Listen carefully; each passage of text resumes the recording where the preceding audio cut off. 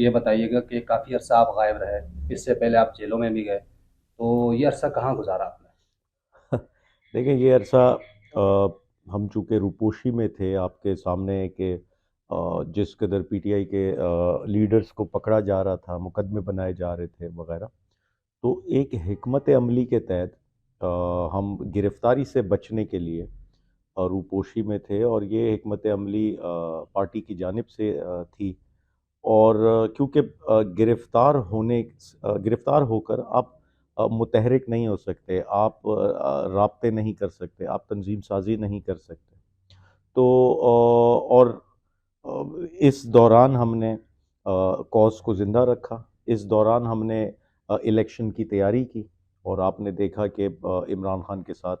8 فروری کو جو حمایت ملی، تو اس میں بہت سے لوگ جو اس دوران روپوشی میں تھے ان کا بڑا کردار تھا، اور یقینی طور پہ یہ عمران خان کی طرف سے ہدایت تھی کہ سب نے گرفتاری سے بچنا ہے تاکہ زندہ رہ سکیں، کاز کو لے کر چل سکیں۔ تو الحمدللہ اللہ کی بہت مدد تھی، اللہ کا بڑا احسان ہے کہ اللہ نے جان مال عزت کی حفاظت کی۔ اچھا، کیا مشکلات درپیش آئیں لبی بھائی؟ کیونکہ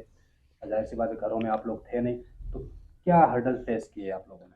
اور دیکھیں ہرڈلز تو یہی تھے کہ فیملی سے دور، گھر سے دور، اور لیکن میں اور پھر پولیس یقینی طور پہ وہ جگہ جگہ ٹریس کرتی وغیرہ، لیکن ایک چیز یہ ضرور ہے، میں حالانکہ سندھ پولیس کو ہم سب سے زیادہ خراب پرفارمنس پہ ریٹ کرتے پورے پاکستان میں، لیکن یہاں ایک ایٹ لیسٹ میرے ساتھ یہ ضرور ہوا کہ انہوں نے چار دیواری یا چادر کا تقدس پامال نہیں کیا۔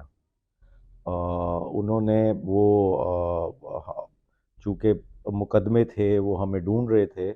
لیکن یہ زیادتی نہیں کی انہوں نے، اس کے علاوہ کوششیں کیں لیکن یہ زیادتی نہیں کی، جو کہ پنجاب میں ہمیں نظر آیا کہ بہت زیادہ کی گئی۔ پنجاب میں جو ہے وہ پولیس نے حد کر دی ظلم اور فسطانیت کی، اور چار دیواری کا تقدس اور لوگوں کے گھروں میں کودنا وغیرہ۔ تو یہ ایک چیز یہاں میں اپنی حد تک بتاؤں کہ یہ نہیں کیا گیا۔ اس کے علاوہ مقدمے بنانے کی کوشش کی گئی، کرپشن کیسز بنانے کی کوشش کی گئی، اور لیکن اللہ کا کرم تھا، اللہ نے بہت حفاظت رکھی، اور اللہ نے اس مشکل فیز میں باعزت نکالا۔